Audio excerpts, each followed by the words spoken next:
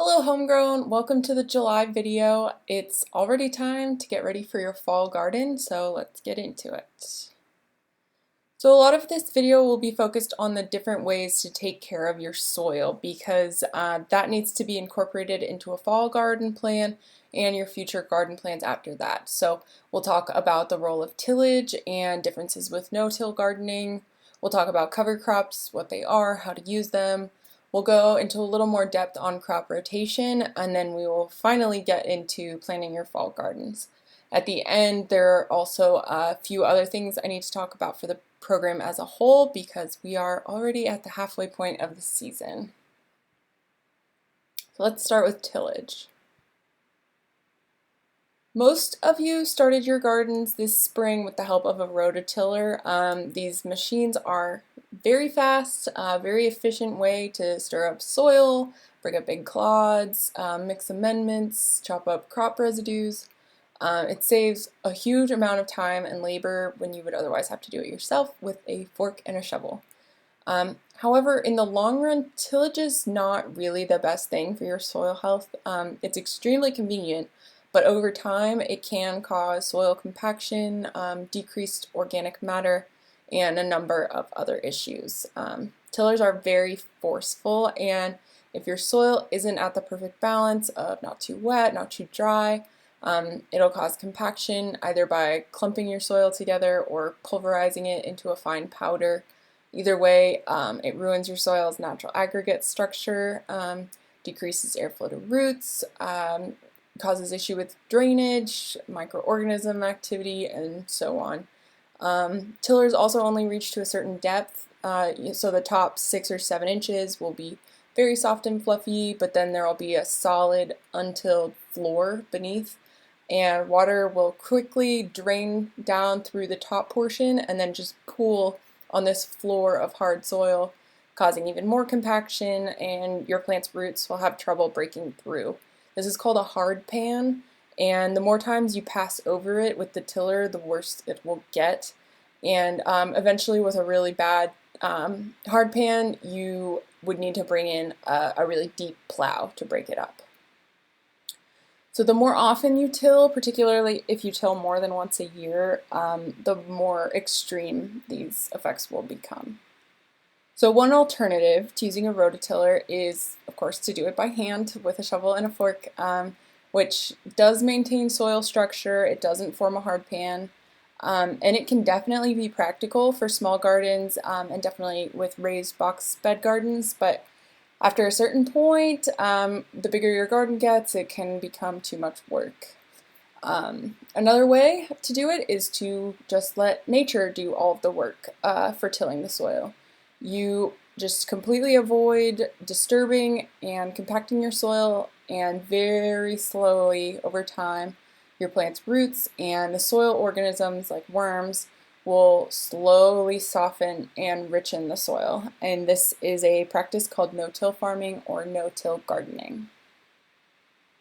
So instead of churning up your soil every year, you just add layers of mulch gradually on top of it, and the soil improves naturally over time. Like think of a forest floor where every year the leaves fall on top of the ground and then they slowly decompose. And if you dig down into forest soil, it's usually very light and fluffy and super rich in organic matter, which we know is really important for your soil health. So no-till agriculture mimics this natural process of layering organic matter on top of the soil and disturbing the soil as little as possible. The ground always stays covered to protect its structure and its microbes. And this is actually a really common practice in agriculture, particularly in commercial grain farming. The big problem with no-till, however, is that it is very slow. It takes a very long time, multiple years, to see your soil improve significantly. Things will get a little harder before they get easier, so you do have to commit to trying it for at least a couple years to see if it's right for you. But if you're not sure, you could definitely just start with a part of your garden. Just try doing it in one bed and then see if it works for you. The good news is, for a small garden, it's actually really convenient and it does save quite a bit of labor, especially if you don't have access to a tiller or you don't have the ability to use a tiller. And for some of your gardens, like those of you with the raised box beds, tillage isn't really an option anyway, which leaves you with either no-till gardening or digging with a fork and a shovel, and I definitely do recommend trying no-till for that. So let's compare the two. There are definitely benefits of tillage. Like I mentioned, it can really quickly give you that soft, fluffy, perfect seed bed. There's no waiting for results. It can break up really hard, heavy soils instantly. Tillage also makes it easier to mix amendments like compost and lime deep down into the soil where plant roots can quickly access them. Tillers can also chop up crop residues from your harvested crops, as well as cover crops, and chop them right into your soil as a fertilizer. Tillers can be used for cultivating weeds. If you're not using mulch, you're also free to use long-handled tools like hoes for weed control. And if you have pests in the soil, like wireworms, stirring your soil up will bring them to the surface and give animals like birds a chance to eat them for you. And it also doesn't require a large amount of mulch, which can be a downside to no-till gardening because it uses so much. So if you don't have easy access to lots of mulch and you don't want to spend time collecting it up and hauling it around, no-till gardening may not be for you. So there are definitely legitimate reasons to use tillers.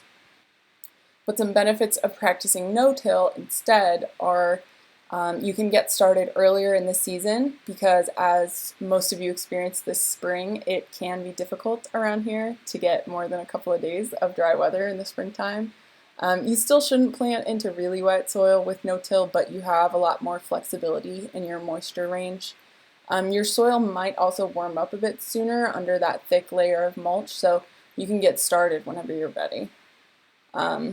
One of the problems with tillage is that it also brings weed seeds from deep down in the soil up to the surface where they'll germinate every time.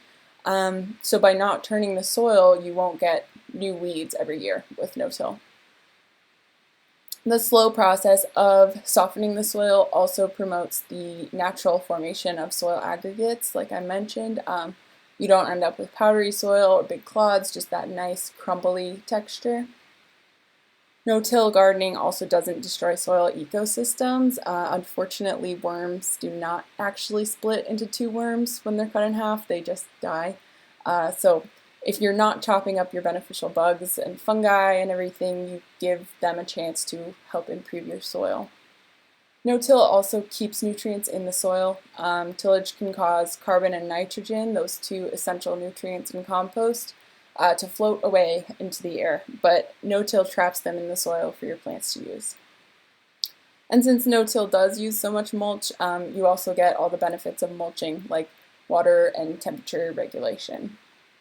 And finally, it doesn't require the use of a tiller, which can be a big factor for some people. So there are pros and cons to each option. Neither one is right for everybody, so consider which one might be right for you, and remember that you can try practicing no-till in just one part of your garden for a while if you're curious, but you don't want to go all in. If you do want to try no-till, here is how. It's counterintuitive, but you might actually want to start your no-till garden by tilling, particularly if you have very hard soil. If you get to mulch over really light and fluffy soil, that's going to give you a really good head start, while hard soil will take a lot longer to soften up. So for the best results, I also recommend digging down deeper than the tiller can reach and trying to loosen up that soil as well, break up that hard pan, because this is your one chance to get down there and break it up manually. This is your chance to pull out any rocks, any perennial weed roots or rhizomes, anything else you might want to get out of the soil.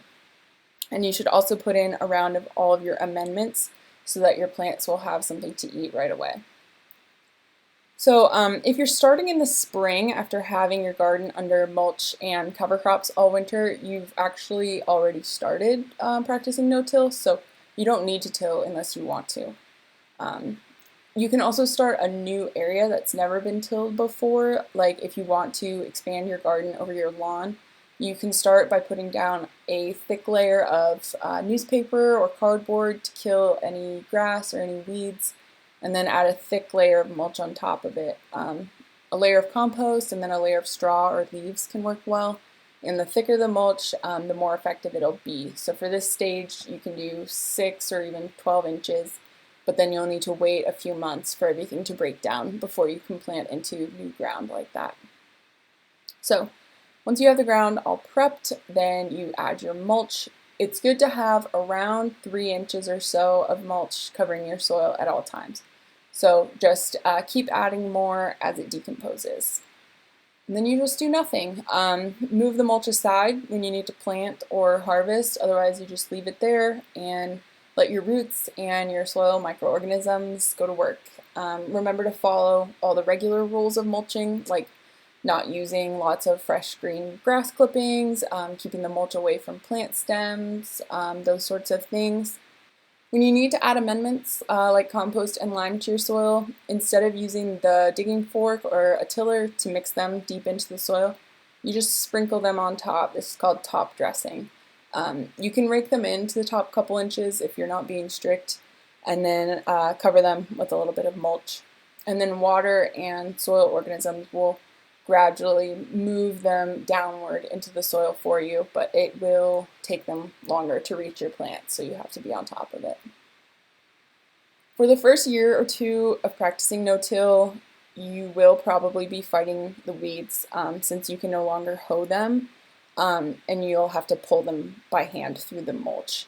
If you have perennial weeds like sedge or Bermuda grass, you will need to pull them all the way out because hoeing won't work anymore. But if you stick it out and you pull the weeds before they go to seed, you'll have fewer and fewer weeds every year because that weed seed bank will go way down. So if you do it right, eventually you'll have very few weeds at all. And practicing no-till doesn't really mean that you can never touch the surface of your soil again. You can still dig holes for planting and harvesting. You can still hoe any exposed soil, but the goal is just to avoid flipping and mixing the soil all around to whatever extent is reasonable for you. You do not need to do no-till perfectly to still get the benefits. One thing you do need to be careful about is preventing compaction, because a mistake could take a lot longer to come back from than with a tiller. So the mulch will do most of the work for you. So just make sure that it's covered at all times. Make sure you're not stepping on the beds or anything like that. So no-till definitely can be difficult in the beginning, will pay off in the long run. You'll see more and more results as the years progress. But like I said, you have to commit because you might want to bail in the first year. It's not for everyone. My general recommendation for starting a new garden is usually to start by tilling, especially if you're having issues with your pH, nutrient deficiencies, soil structure, things that can be improved a lot more quickly by using a tiller. And then once those are a little bit under control, I think no-till is a great option for most small gardens because in the long run there will be less labor involved and your soil will be healthier and it will continue to get healthier a lot more deeply than tilling can. But if you can't wait for results, or if you just really like being able to make those quick adjustments with a tiller, you're certainly welcome to do so. Just keep in mind that there are downsides to tilling, so try not to overdo it. Okay, cover crops. Cover crops are plants that you grow for the purpose of covering and feeding your soil. They're not harvested. All of the nutrients stay with the soil. You can grow cover crops at any time of the year, depending on which type you choose. And it's a good idea to plant a cover crop anytime your soil will be bare for more than a month or so. Cover crops are sometimes called green manures, especially when you cut them down and use them as mulch. It is always best to have something covering your soil at all times to keep the soil from being damaged by weather and for your soil organisms to be protected and a lot of other reasons. Mulch does a fine job for this, but even better is to have something growing in your soil at all times, and this is where the cover crops come in. Cover crops cycle nutrients through the soil. They help pull nutrients from deep down in the soil up to the surface where small crops are able to reach them and use them. And legume cover crops also fix nitrogen into the soil for your crops to use, like we talked about. Cover crops also prevent nutrient leaching. Rain will actually wash away a lot of nutrients out of bare soil, so your cover crops help hold them in place. They also prevent soil compaction and erosion. I've talked about this before, but bare soil is definitely very vulnerable to compaction and erosion, particularly from lots of rain and wind during the winter. They also build organic matter and improve soil structure. Not only do cover crops prevent your soil from getting worse, they actually improve it and make it easier to work by increasing soil organic matter and growing deep roots to help loosen up heavy soils. They also provide habitat for soil microorganisms and beneficial insects. All of the tiny creatures in your soil and in your garden tend to do much better if there are plants growing all year round rather than being bare for part of the year. Then they'll stay active and they'll be ready to start helping as soon as you plant your crops in springtime. Cover crops also reduce weeds. A really strong stand of cover crops will keep weeds from taking over an unplanted area. And they help break pest and disease cycles. For crop-specific pests and diseases, planting a cover crop that's not a host can help keep them from surviving. And lastly, they add beauty. Flowering cover crops like buckwheat and clover are a really great food source for beneficial insects, and a nice tall stand of oats or rye in your garden all winter looks a lot nicer than bare ground. There are two main categories used in cover crops, legumes and grasses. Legumes, of course, include peas and beans, but cover crop legumes can also be clover, vetch, alfalfa, and a number of others. Grasses are usually grain crops like oats, wheat, barley, and rye. Both legumes and grasses serve really important roles as cover crops. Of course, legumes fix nitrogen into the soil, which is a great fertilizer, and they break down quickly when they're through, like a green source in compost. The grasses tend to grow tall and they have dense roots, so they loosen the soil and they create lots of good material for covering the ground. They tend to break down in the soil more like a carbon source in compost. There are also other options besides legumes and grasses. Some brassicas like mustard and radishes make really excellent cover crops as well, but the basic cover crop mix is to choose one grass and one or two legumes. And it can be good to mix up which cover crops you use from year to year to give your soil some variety, or you can just choose a good mix and stick with it. You can plant cover crops during the summer and the winter, like if you have an area of the garden that's growing tomatoes or pumpkins all year long, you'll want to set that aside for a winter cover crop. For an area that's doing spring and fall crops like cabbage and lettuce, you can plan to do a summer cover crop in between. It's a really great practice to plant a cover crop in every part of your garden once a year if you can, or at least every other year. Summer cover crops grow really quickly, and you can just throw them in pretty much anytime the weather is warm. Winter cover crops are sown in the fall, usually between August and October, depending on the crop. Usually it's fine to just plant whenever your vegetable crop is finished, but if that might be too late in the fall, you can start the cover crop alongside your vegetable crop to give it a head start. So there are a ton of options for cover crops, but here are a few that I would recommend.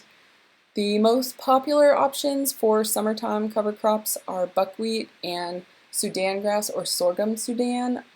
These are great options because they grow really quickly to help shade out weeds, and they produce a lot of nice green material for fertilizer.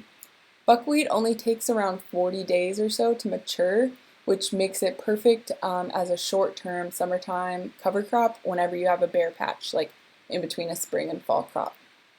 You can easily mow buckwheat down and plant multiple rounds back to back if you need a really customized amount of time. Sudan grass and sorghum Sudan are two very similar crops. Both work well. You might see one or the other. They can last longer than buckwheat without going to seed. You can keep them going all summer. And if you cut them down to about a foot tall after they've grown up, they will come back with even more leaf growth and root growth. So it's really great if you have a longer period of time during the summer. Millet can also be a great option for summer cover crops, and for legumes, field peas and cowpeas are both great, and just about any type of clover will make a good summertime cover crop. Then you have winter cover crops, which you plant after you pull up your crops in the fall, and then you leave it in the ground until you're ready to plant in the spring. A big factor for wintertime cover crops is whether they will winter kill or overwinter. As the name suggests, winter-killed cover crops will die from the cold, while overwintering crops will survive. In most cases, you'll want to choose an overwintering crop because they have more benefits, but there are certain circumstances when a winter kill cover crop can be better. Like if you want to be able to pull them out really easily in the spring to plant early crops, or if you're worried about them going to seed before you're able to cut them down. You just need to make sure that you plant winter-killed cover crops with plenty of time early in the fall to mature before the cold. Winter rye is probably the most popular winter cover crop because it grows really well, it suppresses weeds really well, and it has a very strong cold tolerance. Don't get winter rye confused with annual ryegrass. Ryegrass is also a cover crop, but it can become a weed in your garden if it's not incorporated properly. Winter wheat is another good one, pretty similar to winter rye, but it can be a little bit harder to find. Oats are a good grass option if you would prefer something that will winter kill. Austrian winter peas are a great wintertime legume. Crimson clover is very popular, not to be confused with red clover, which is also an excellent choice, but it's a perennial, which can make it harder to get rid of. Crimson clover can potentially be frozen by extremely cold weather, but it's more likely to just go dormant during the winter and then come back in the spring. Hairy vetch has a great cold tolerance. It helps to put both nitrogen and phosphorus in the soil, makes them more available, and it's a really great habitat for beneficial insects. So this winter I plan to give you hairy vetch and winter rye, unless you would prefer something different like oats that will winter kill. So to plant cover crops, you can sow them by broadcasting, which is when you just sprinkle the seeds over the entire area. So you start by raking the soil to loosen it up, and then sprinkle the seeds as evenly as you can, and then you rake very, very gently, just enough to cover the seeds, or you could sprinkle a layer of compost or soil over them instead. If you're worried about birds or rain getting to your seeds, you can add a little bit of a light mulch like straw on the top. In terms of how much seed to use, each crop is different because the seeds are all different sizes. Most references will give a seeding rate in pounds per acre. You'll need more like ounces per square foot for a small garden. So you'll need to measure the area that you want to plant and then convert to get the correct weight for your seeds. There are online calculators you can use for conversion, but this year you can also just let me know the area that you plan to cover crop. I've sent you a couple charts with cover crop information, and they include the seeding rates for each crop.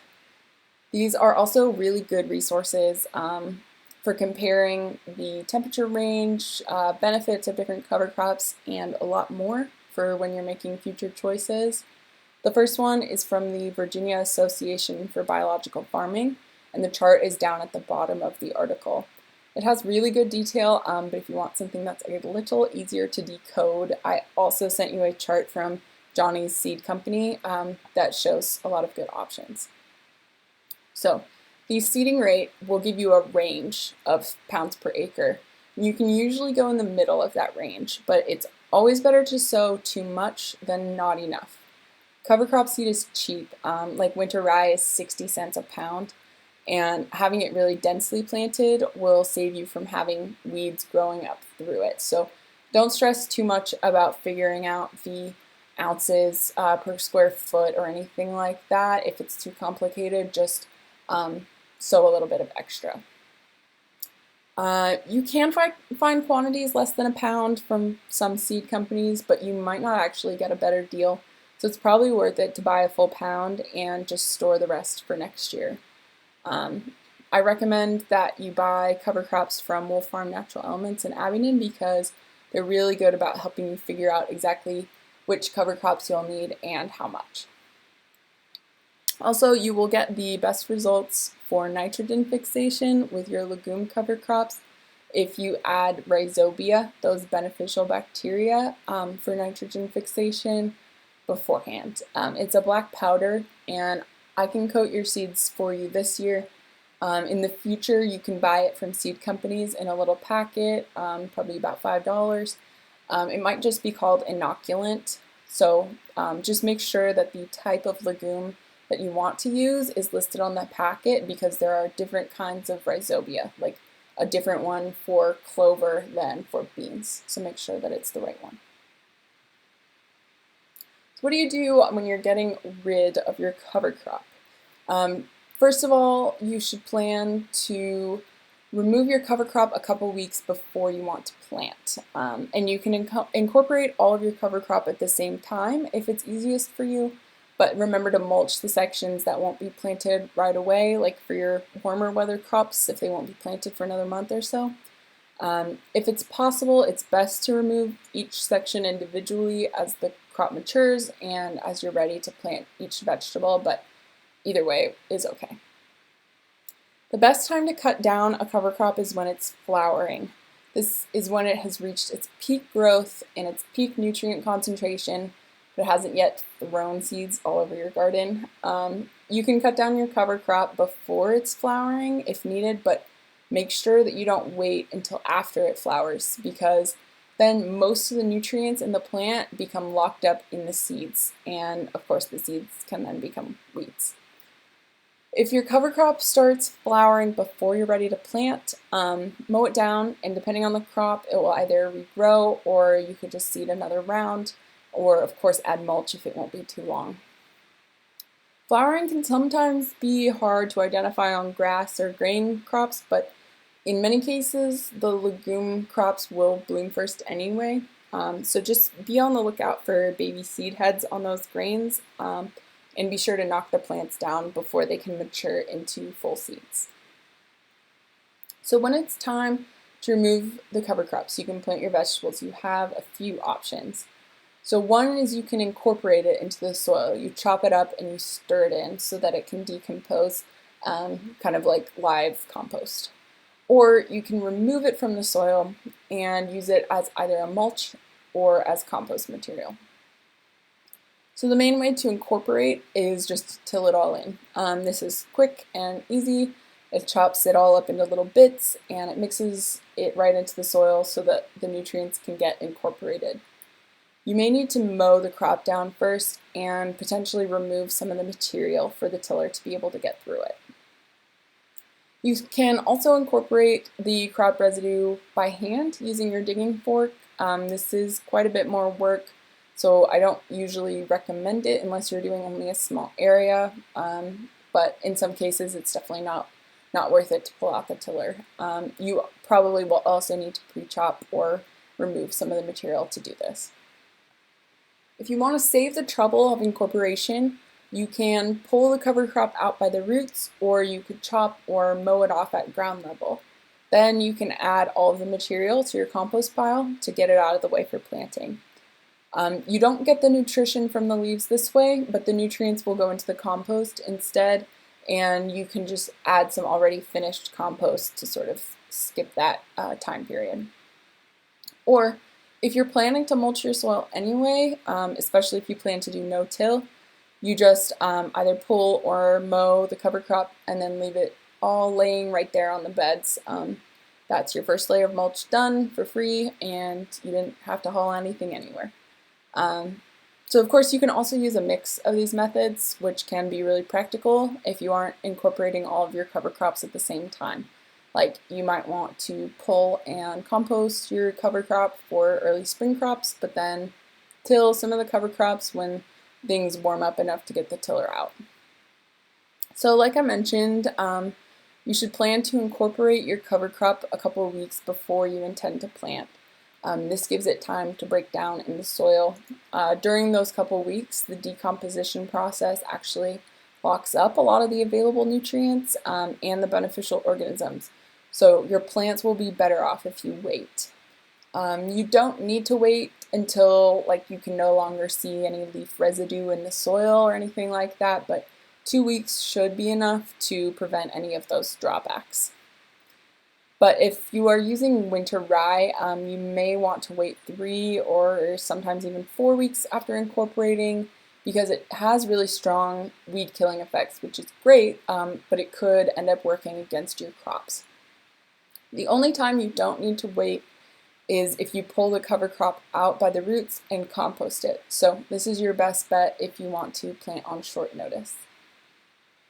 Okay, I know I've already talked some about crop rotation, but I want to talk about it a little bit more before I get into fall planning.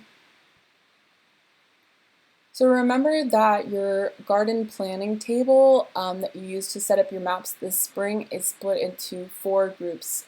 The groups were organized by plant family to make it easier for you to keep similar plants together. This is important for crop rotation because each plant family is very different. They have different needs, different behaviors, and for that reason, they shouldn't be planted in the same place year after year. Consider lettuce and tomatoes. Tomatoes are very tall, so they have very deep roots, while lettuce has very small, shallow roots. Tomatoes are fruiting plants, so they put lots of nutrients into the tomatoes, and then you keep picking the tomatoes all year long. Lettuce just grows up a few inches and only grows leaves, which takes very little nutrients, and then you harvest it and it's done. So obviously, tomatoes are going to need a lot more nutrients in the soil and will take a lot more nutrients out of the soil. So if you keep planting tomatoes in the tomato bed and lettuce in the lettuce bed year after year, the tomato bed will probably have much softer soil deeper down because of all of that root activity, but the nutrients will be a whole lot more depleted than the lettuce bed. And while you certainly can just keep fertilizing your tomato bed, it's really in the best interest of your soil to mix it up and plant something different in each bed each year.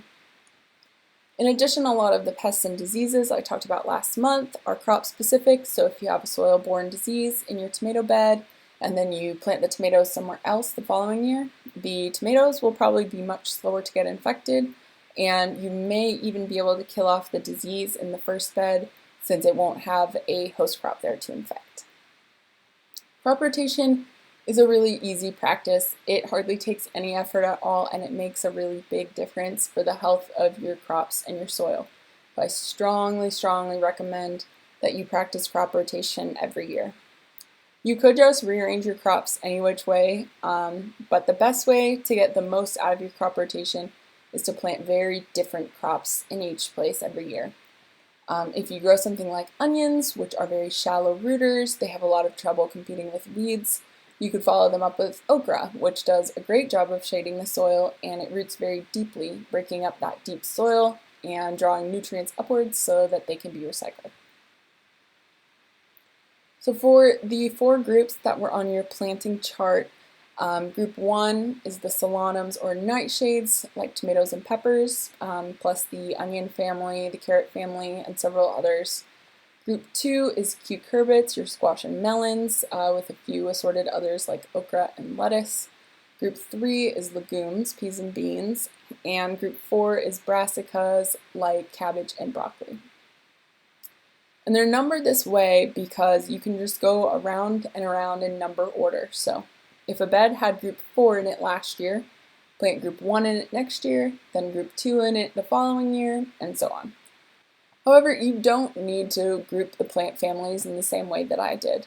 Which plants are grouped together is much less important than the fact that they aren't planted in the same spot again for 4 more years.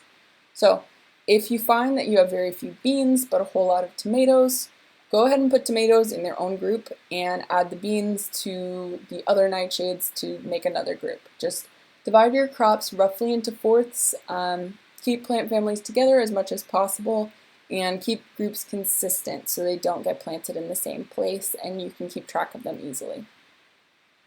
You can also split them into a different number of groups if that works better for you. If you find it easier to do 3 groups or 5 groups or 6 groups, you can do that and then just use a 3-year or a 5-year or a 6-year rotation. A 4-year rotation is common, but it's definitely not the only way to do it. When you do your groupings, the 4 most important plant families to focus on are the solanums, the cucurbits, the legumes, and the brassicas.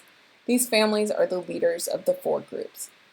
Aside from the legumes, these families are generally the heaviest feeders and they have the heaviest pest and disease pressures, so these are your priorities for rotation. Make sure that they always end up in a different spot than they were last year. Legumes are an important part of the rotation because they feed the soil and they give it a break between these heavy feeders. The families definitely don't need to follow this order that I have them in. Just make sure that you have an order. There's also no rule that says that you have to plant everything in the same family together. You could plant a brassica in each one of your 4 groups if you wanted. And there are benefits to doing that if you want, but it does make your rotation schedule a little more complicated. Some people make their rotation groups based on whether the crops are roots, fruits, leaves, or legumes instead of by plant family. This method groups plants with similar size and structure together. This can be a really good way to do it, so if this makes more sense to you, go ahead and do that. There are pros and cons to both ways by doing it by plant family or by crop type. The important part, again, is just that you make sure each part of your garden is as different as possible from year to year. So you rotate your 4 sections from year to year, but you should also try and mix it up within each section as much as possible too. Using the crop family method is good for controlling pests and disease, but just because a crop is in group 4 doesn't mean it's a particularly heavy feeder or deep rooter. Like radishes have much less impact than broccoli. So when you replace one group with the next group, try to replace short crops with tall crops, heavier feeders with lighter feeders, fruit crops with leaf crops, just to make it as different as possible. And when you rotate back to the original beds in year 5, try to plant each crop in a different part of the bed than it was before. This is one of the reasons why it's important to keep your old garden maps, including any changes that you made during the season. Keep those in your record so that you can look back over multiple years. But there is no correct way to do crop rotation. You won't be getting it right or wrong. There's no formula, so just do what works best for you and your garden. If all you can manage is making sure that you don't plant the same thing in the same spot for a couple years, that's great, and your soil will thank you for sure. I will also mention that a really cool way to do crop rotation, if you really want to mix it up, is called a polyculture. This is where you mix your crops together in the same spot. So you could try planting a row of onions next to a row of carrots and let the carrots shade out some weeds for the onions, and the smell of the onions can help keep rust flies away from the carrots. You can plant your corn and your beans together to use the natural trellis, and so on, whatever makes most sense to you. The more mixed up your crops are, the more balanced the soil will be. So you can take this to the extreme if you want and plant everything all jumbled together. This is especially helpful for pest and disease issues because it makes your crops harder to find and harder to infect from one to the next. It can also be a good idea if you're worried that your crop rotation isn't balanced enough, because all of the differences between the crops can help correct for any blind spots. It can be a little harder to manage your crops this way, but this is the way that plants grow in nature, so if you get creative with it, you'll definitely see the benefits. Alright, so now that you have all of those puzzle pieces, It's time to finally put together your fall plan. I know that it's July, it's the peak of summer, but right now is actually the time to plant your cool season crops because they will grow really fast in the warm weather and the long days, and they'll get plenty of growth in before it gets cold and they slow way down with their growth. That said, they are cool season crops, so it is important that you keep them moist so that they don't overheat. I recommend pre-soaking your seeds when you plant them, and a layer of mulch on top can help hold some moisture in so that they won't dry out. The fall crops are basically the same as your earliest spring crops. So this is kale, peas, spinach, carrots, that sort of thing. I have attached a crop planning chart just like the one that you used in the spring, but it has just the fall crops and fall dates on it. I did not change the yields on the chart, but you can expect them to be a little bit smaller in the fall because the weather is cooling down instead of warming up. The days are getting shorter instead of longer. I just can't tell you exactly how much the yield will be because that is going to depend on the weather this fall. Just expect it to probably be a little less. Now for the crops that are listed as transplants, like cabbage and broccoli, I know it says July for those, but I should be able to get some transplants around August 12th. So if you would like to plant cabbage, broccoli, Brussels sprouts, collards, or cauliflower, let me know and I can try to make that happen. I do apologize for the delay. There's a risk that their growth might be a little stunted if they can't make it in time if there's an early frost, but using season extension, you probably will still be able to get a crop for those, and some of them do really well in the cold as well. So, when you're choosing what you'd like to grow this fall, I don't recommend that you try and fill your entire garden, especially because you do need to make room for cover crops. A good guideline is to plant the same amount or a little less of each crop than you did in the spring so that they can fit within the same section that they did before. So you can plant your fall turnips in the group 4 block because that's where you planted your spring turnips. But if you can help it, don't plant them in the exact same spot, just swap places with something else in the group. I made a fall example map based on the spring example map if you'd like to check that out. But I do recommend that you make adjustments based on how all of these spring crops went for you this year. There are also a different number of successions for these crops, so even if you're using the same amount of space, if you plant them all at once, you'll end up harvesting a lot more instead of all spaced out over a few weeks. So keep that in mind when you're making your plans, and remember that your harvest might be a little bit smaller.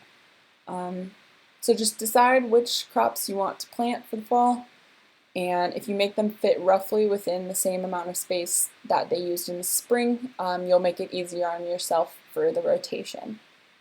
And then you can figure out where you're going to plant your cover crops. And to do this, I recommend that you also make your spring map for next year at the same time.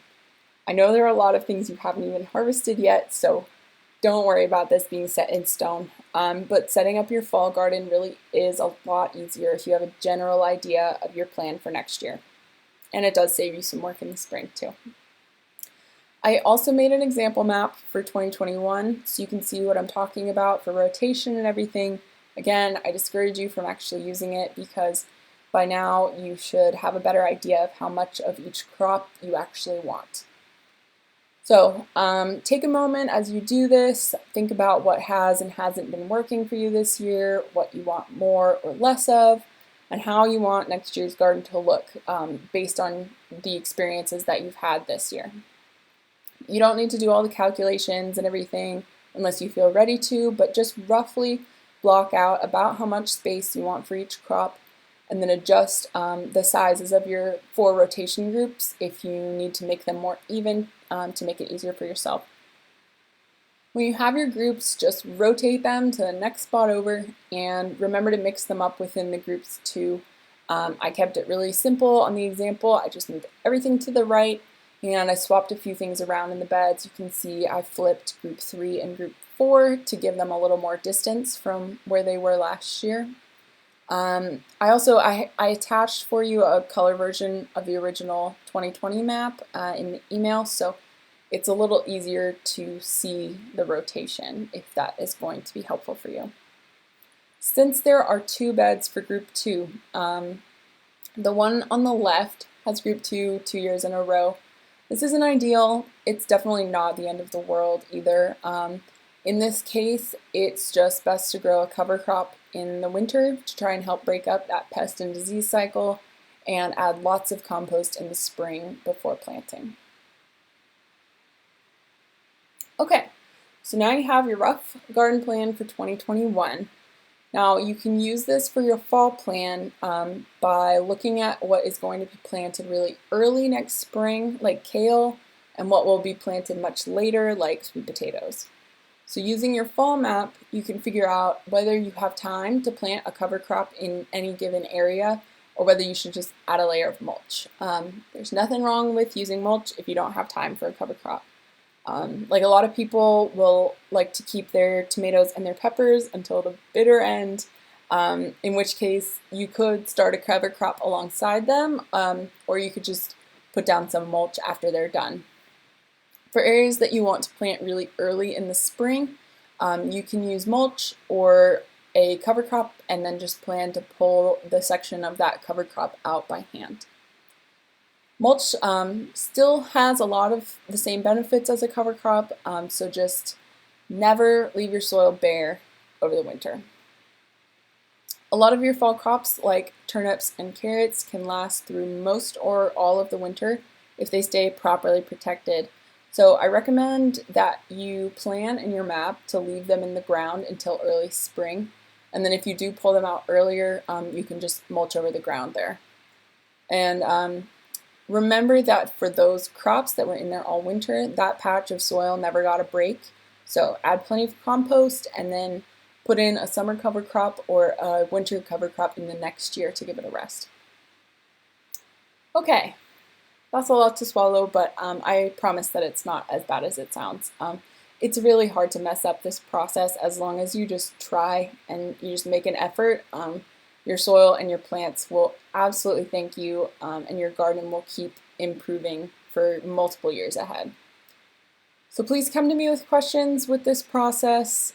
Do not stress about getting it all right, because there are 100 different ways to do it that all work perfectly well. All right, now we have a few other assorted things to talk about. So we have passed the halfway point of this season, amazingly. Congratulations. You'll remember that I had all of you fill out a self-assessment at the beginning of the year where you rated how experienced you felt with different skills and answered a few questions. We'll be doing that again virtually this time so that you can see your progress and I can see what I need to be doing better for the rest of our time together. And you will be doing one more of these at the end of the year in November. So I've given you a Google Docs version of the assessment. You can fill that out and send it back to me, or if you don't want to mess with the formatting, you can just look at it and write down your answers and send me those. I would also like to see your harvest record so far in whatever format you've been keeping track of that. And then I mentioned in the beginning of the year that each of you will need to write a short sort of blog style summary, just 1 or 2 paragraphs with a few pictures about what your experience has been like in the program this year. It's very freeform and I don't need to have it until November, but you are now welcome to submit that anytime from now until then. So to summarize, here are the things that I will need from you, and this is also in the email. So as soon as possible, I would like for you to send me the amounts of each fall crop that you would like to grow so that I can get you set up for that. I'll also need to know how much cover crop seed you'll need, roughly, and whether you want to use rye and vetch or whether you'd rather use something else. And then pretty soon, like within the next couple of weeks, I'll need your self-assessment, a copy of your harvest record so far, and I'd love it if you would also send me some pictures of your garden so that I can see how everything's been going for you. And then anytime between now and November, you can send me that short summary, and I'll give you more reminders later on, but you can get it out of the way if you are feeling inspired right now. So please let me know what you need from me. Give me all your questions, and I would also just really love to know how everything is going for you so far. Okay, congratulations for making it through all of that. And thanks again to Homegrown's funder, Americans Helping Americans, and stay tuned for our next month topic, which is food preservation. Thanks.